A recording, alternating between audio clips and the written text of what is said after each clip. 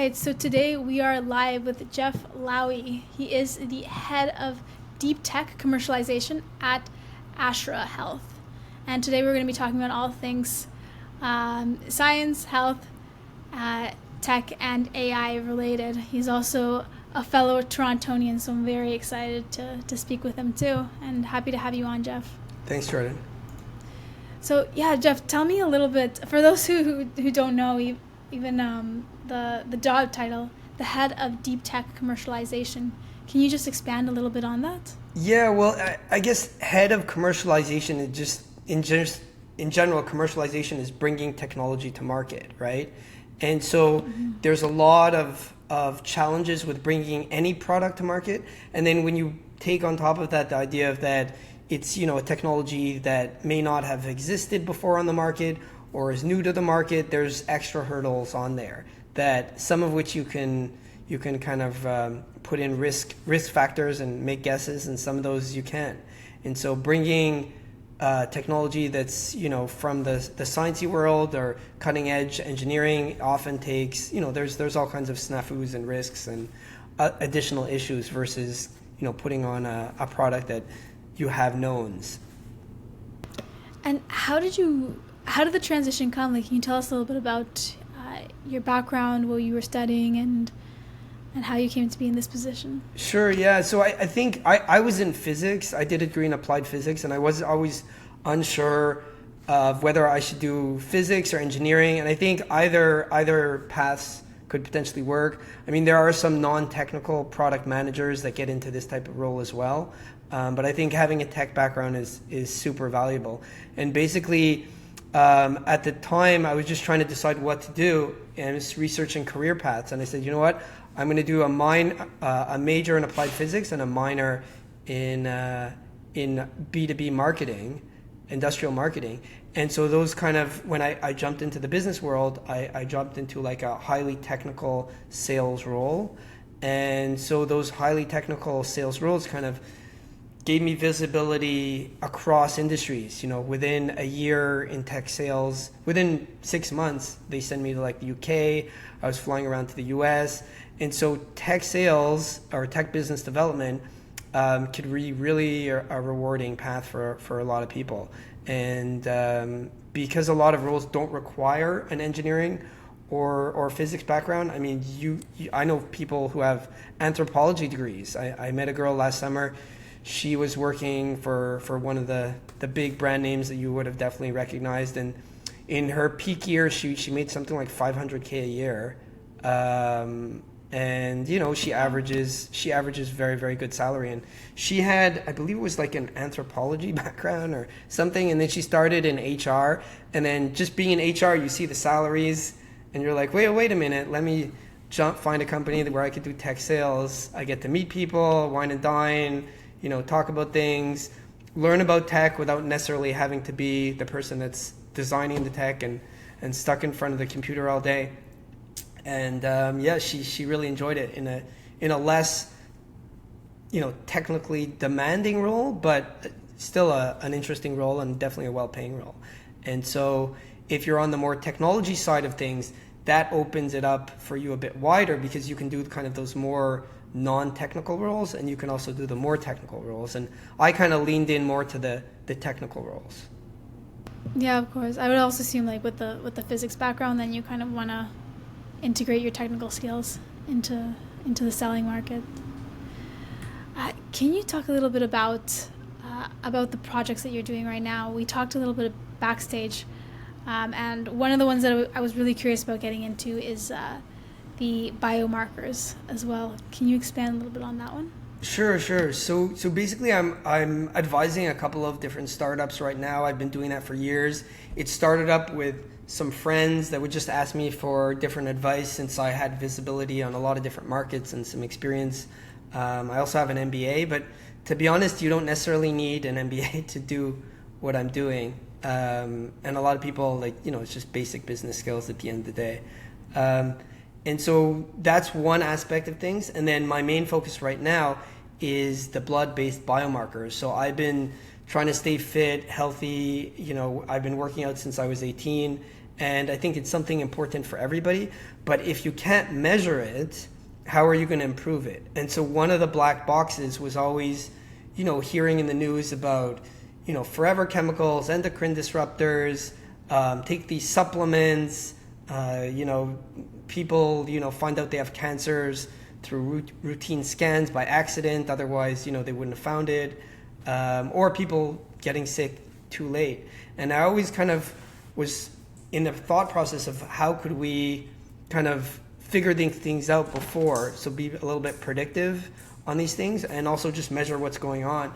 And there wasn't really a way of doing that. So today, if you go to your doctor, you'll get 20, 30 things measured, your vitamin D, cholesterol, hormones.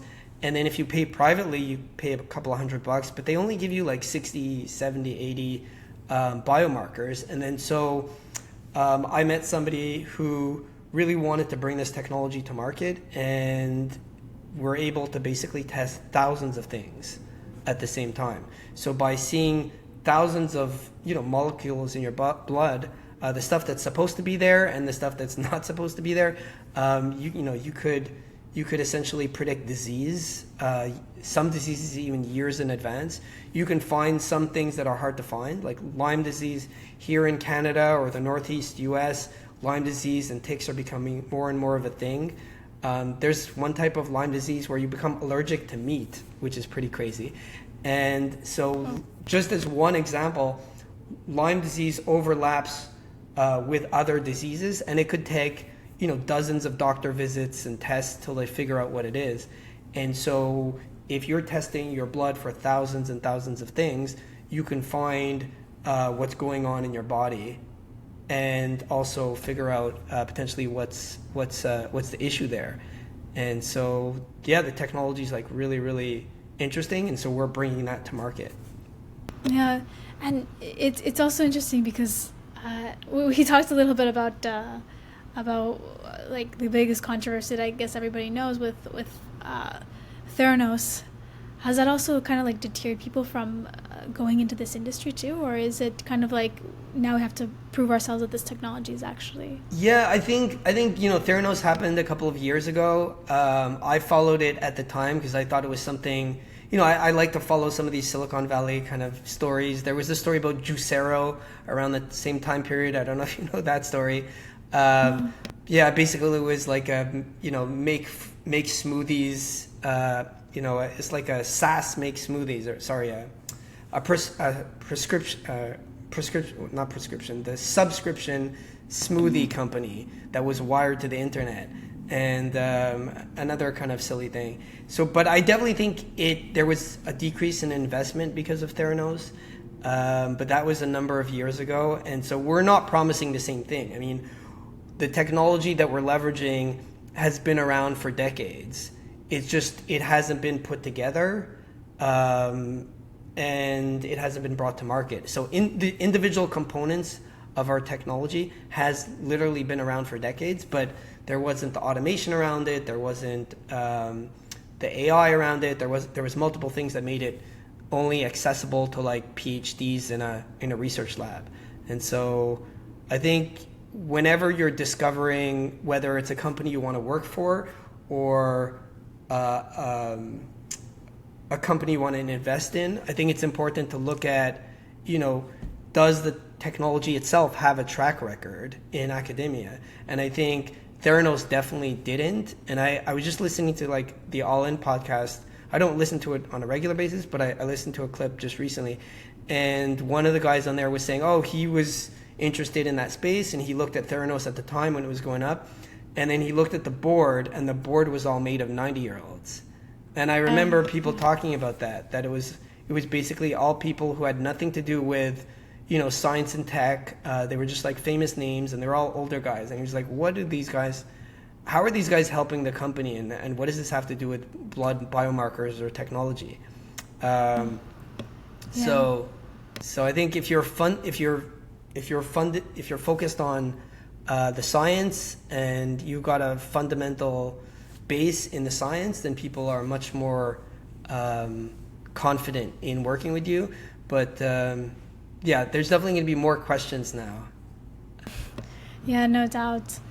No, because I mean, it was just like such a trending thing, and And I think that a lot of people also were just like skeptical about the technology because it's like, oh, it's so small, just like with one pick of. I think that was this silly promise, right? She's like, it's going to be a small little machine and it's one prick of your finger kind of thing. And we're not saying that. We're saying this is going to be sent to a research lab with big equipment. It's going to take a little bit of time, till we get the data back to you, like 2 weeks or so. And it's not, we're going to need a tiny little vial of blood. So. This, like I said, this technology has been around for 2 decades. It just the individual components of it have been, but it just was not in any way possible to bring that to market previously. And even now, there are still big hurdles we have to get over. Yeah, absolutely, and especially in the tech space and the health tech health, it's very important. Speaking of which. You also mentioned that you advise a lot of startups, and a lot of startups come to you with, I'm not sure if like the grand scale of like Theranos, but tell me a little bit about your advising role and how that played out. Yeah, I mean, it started off kind of like haphazardly. A friend, his dad asked him to take over his filter company, so you're just making industrial filters. Another friend, he was trying to grow his. More in the consumer space, his business. And so I just thought it was interesting, I'm getting calls from friends and friends of friends kind of thing.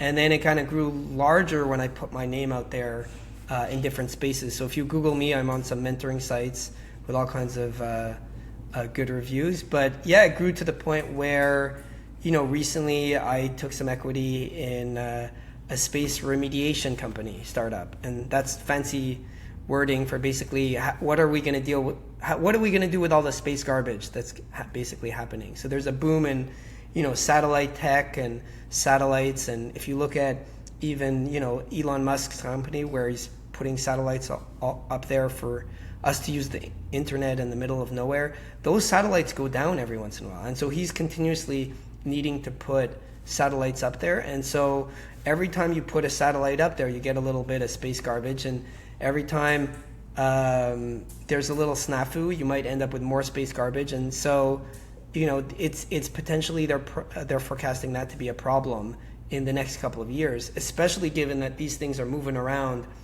at such high speeds that even a little tiny piece of something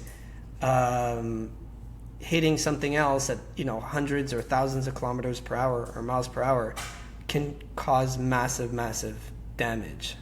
Yeah. So, space garbage was kind of like it came out of left field, and you were telling me about it backstage. Yeah. How did the opportunity come up to be? It was like a colleague of a colleague also. Same thing.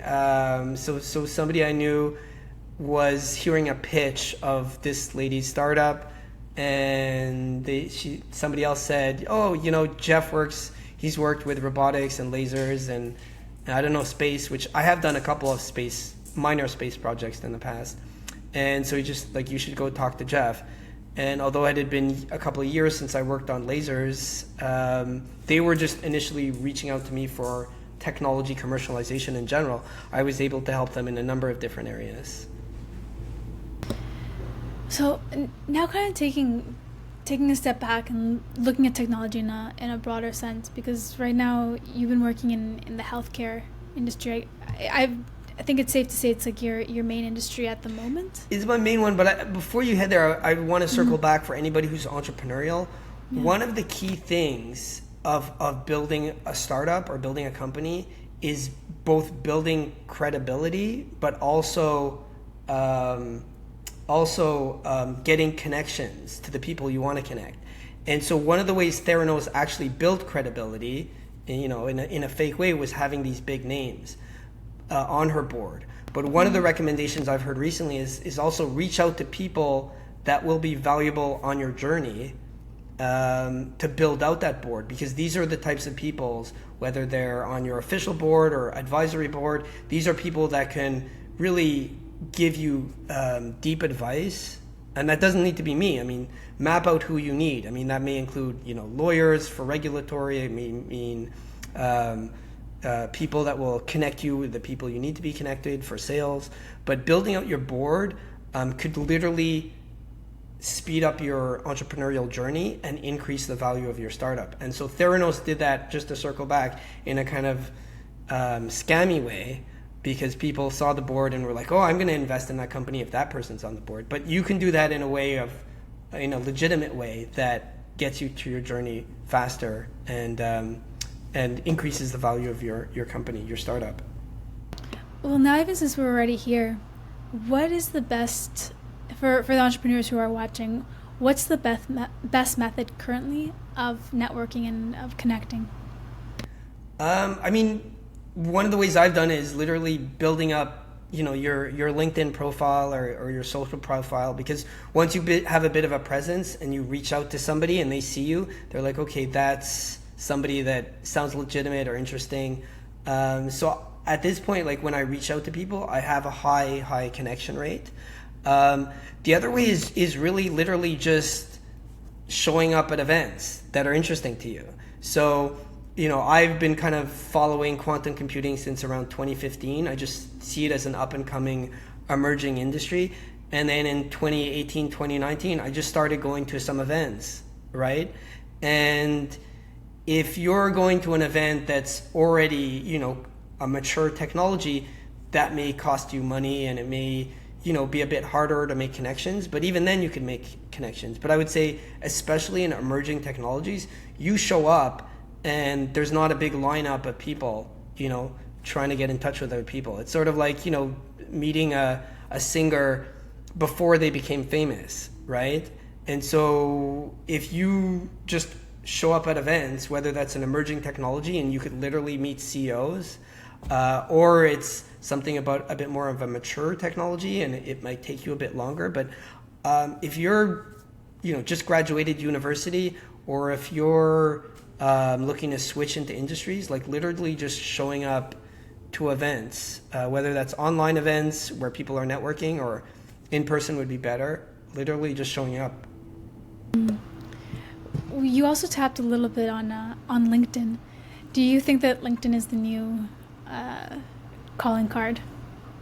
It's funny. Some people who have been on LinkedIn for a while think it's the opposite, where, it used to be all professional and now people are posting pictures of their dogs and what they ate for breakfast. Mm-hmm. But I think, as it stands right now, LinkedIn is one of the better ones. LinkedIn is one of the better ones, I would say. But whatever is best for your industry. For doctors, a lot of medical doctors are not on LinkedIn, right? So it's industry specific. A lot of academics are not on LinkedIn. So it depends on what you're targeting, what your industry or what area you're targeting. One of the things that was brought up also in another live stream, and I'm happy that you mentioned it too, is going to actual events, because I think now everything is like online, everything's in Zoom, and sometimes we lose the human connection a little bit. How many events do you typically go to per year, and how do you discern that this is one of the events that I need to be at? Yeah, so one of the ideas I realized quite early is networking events that are called networking events are typically the worst ones. Unless it's very specific, like, you're in XY industry and this is the, meetup for XY people and only XY people are going to show up, right? If you go to like a general local business networking event, which years and years ago, a friend dragged me to, and I was like, this is not going to be for me. It was like a lot of doctors and accountants trying to sell each other their own services, doctors, accountants, real estate agents. But if you're in that industry or you're targeting those people, that could be your thing, right? But yeah, really, we're lucky to be in Toronto. So if you're near a major metropolitan city, what I do, I don't do it regularly, but maybe quarterly. I look at what are the big events that are coming up. The big trade shows, and typically, or conventions or whatever, and those are typically posted, months and months in advance. Mm-hmm. And then occasionally I just take a look to see like what our events are posted in different groups and whatnot that would potentially interest me. So some events are literally, you could see them, 6 months out, 9 months out, and other events, maybe you only figure out about them in every couple of months. But I also look at sometimes like companies, they'll post which events they're going to be attending. And so if you're interested in, we mentioned quantum computing is growing, a crazy interesting field, then, check out what events those companies will be following. So, like I've been to Quantum Boston, I showed up and, met all kinds of really interesting people. I met, one guy who was in charge of quantum computing for the White House, another lady who's in charge of quantum computing for NASA. And so quantum computing is a great example because it hasn't gotten big yet or hasn't gotten official yet. And so it's easy to break into. But yeah, just going to events in person where you think you'll meet the people you want to meet, I think would be valuable. That's a great way of breaking in. And again, you could be a student looking to get into industry, make connections, or you could be looking to switch fields. It works both ways. Mm-hmm. And I think this will be my last events question, just because we had a big, we were talking a lot about it in the last live. But when you go to networking events as well, do you go? Well, I don't usually go to networking events, remember? Because I said to go to networking events is usually, fair. If they're called networking events, they're probably not so good. Events. Yeah. You go to industry events. Industry events, yeah. When you go to industry events, do you usually have a strategy of who exactly you're going to speak with? Yeah, there's the official strategy of what people say they do or should do and what they actually do, and often that's different. And so I think there was a study a couple of years ago where they talked about founders of startups, of how they started their startup, and they made it sound so good, and they used strategy, and it was this and that. And then the researchers went back and actually looked and did interviews with how that startup got started, and it wasn't as clean. And so the official answer is, you should look at the speakers, you could look at the companies, try to book some meetings before the event so that you have some time blocks already set up with people that you want to meet with. And I do that sometimes. So sometimes I do it the proper way.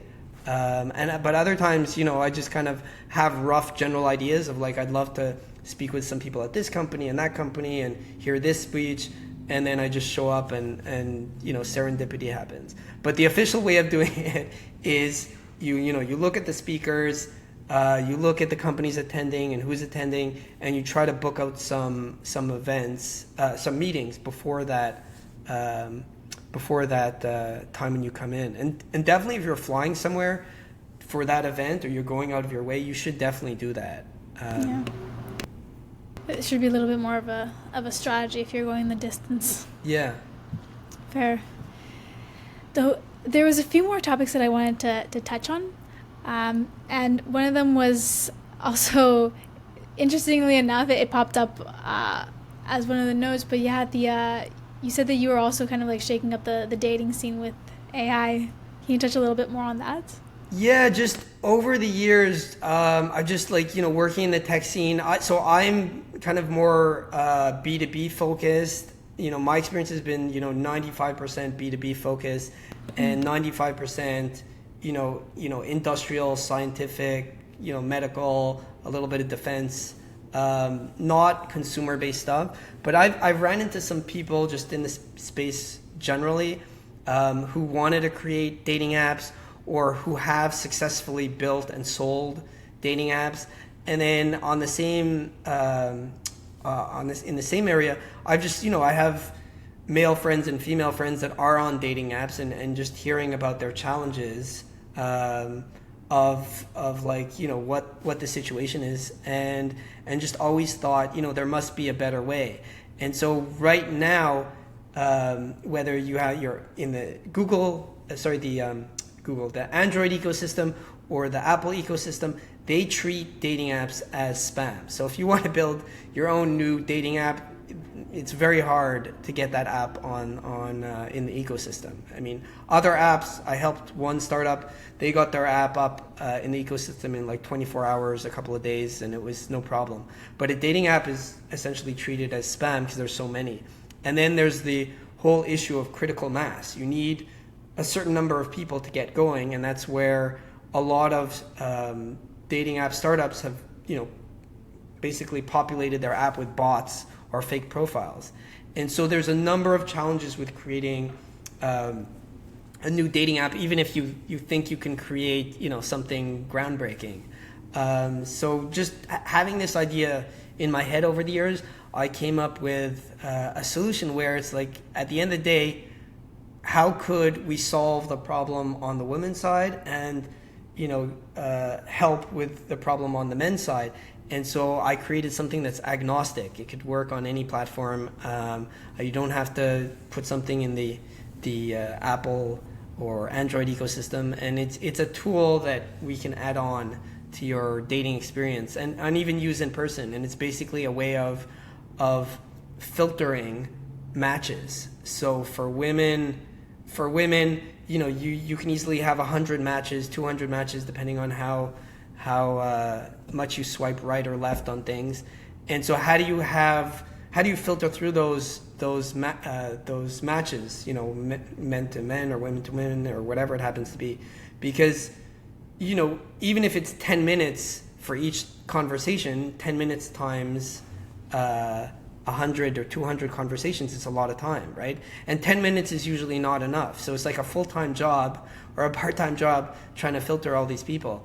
And from the other side, if you're the swipee, how do you get to the top of the pack? So we basically just created a solution where the people can get the top 10%. And so if you happen to be in that top 10%, then you get bumped to the top rather than being stuck a needle in a haystack. Fair. And so this was the other detour that I kind of wanted to take before, was kind of like stepping back on this, because you've been in a whole lot of industries, and including health, dating, blood work. Dating is just a side project kind of now that just kind of... Or a smaller project. Yeah. Fair, but at least we know that you touched on it too. But just even taking a step back now, what do you see with the future of the combination of technology and AI? Just to keep this question really broad and see where it takes us. Yeah, I think there's his name drawn a blank, but there's a product manager that always talks about AI, and he recently put out a top 10 of how AI could affect your industry, or AI could potentially be affecting your job. And I think he put in the top 10 things of should you be scared of AI taking over your job?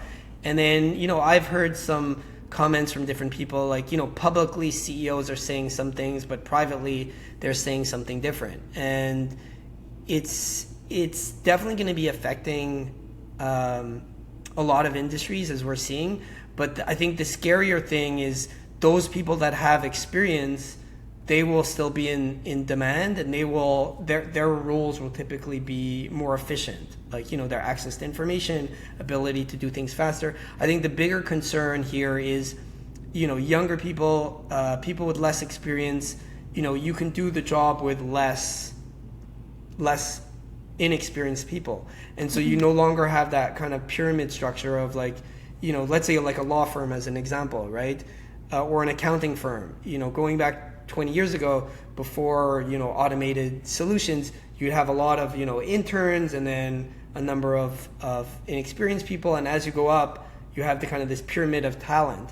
And then as we had software and technology that makes things more efficient, you don't need you don't need so many people at the bottom, right?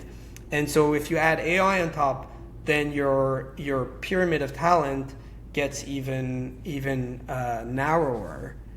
Mm-hmm. And so then that becomes potentially problematic in terms of future talent. So where are we going to get our future talent from? But that may be balanced out by the fact that our population, demographics are also they're no longer pyramids, they're also narrowing out as well. So a lot of people at the mid-level or top level, they're talking about what's called the war for talent. So there's high-paying jobs, a big demand for people with experience, whereas at the people at the bottom, recent grads, they're saying, okay, I'm putting out resumes, I'm not getting as many, depending on the industry, I'm not getting as many callbacks. But that's also, economic cycle dependent. So right now, maybe things are slowing down in a lot of industries, so that's adding on top an extra layer of difficulty in finding new roles. Yeah, didn't Facebook also just hire a developer for like, what was it, like six million or something like that? Yeah, so that's exactly. So you're seeing Facebook hiring developers from OpenAI at like crazy amounts, and this goes back to this whole concept of war for talent. Whereas for, let's say, software developers on average, just 2-3 years ago, there was all kinds of crash courses being sold online. Become a software developer.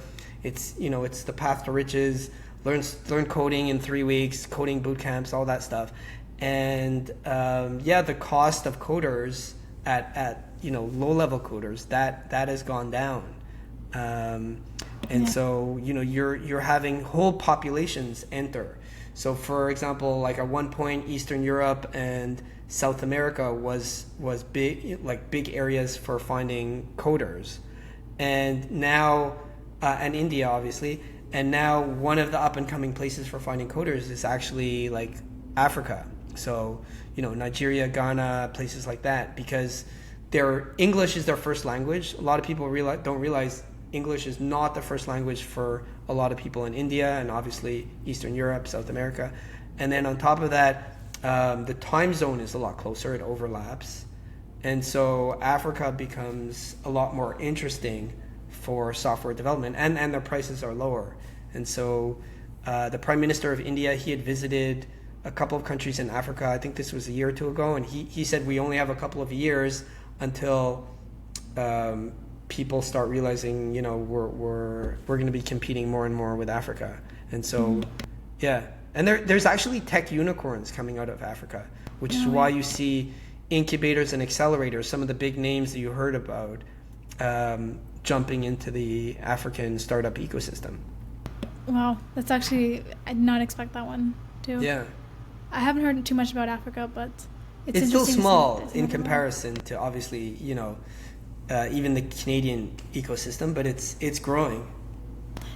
Yeah, and the second last question that I wanted to ask, to keep it within time, but with all of the AI that's coming out, all the automations and globalization, also with talent, what do you think that people should be optimizing in terms of their skill in order to maintain relevancy in the industry? Yeah, I think it's that's a hard one, right? Because some of these trends take years and years to follow, and you shouldn't follow something that you're perhaps not interested or passionate about. So ideally you find something, they talk about passion. You don't have to be necessarily passionate about it, but at least interested in it. And so I would say definitely follow certain areas that follow certain areas that are good for your long term, and then follow certain things that are good for your short term. And then this way it'll balance things out, and then follow some random things that that you just find interesting. But the point is keep upskilling, keep learning. You may be happy in your job, and it may seem fine right now, but it could be acquired. Your company could be acquired, 5 years from now, and then, are you going to have the skills to move on to the next thing? And so, which skills will be the right skills that will get you to the next role?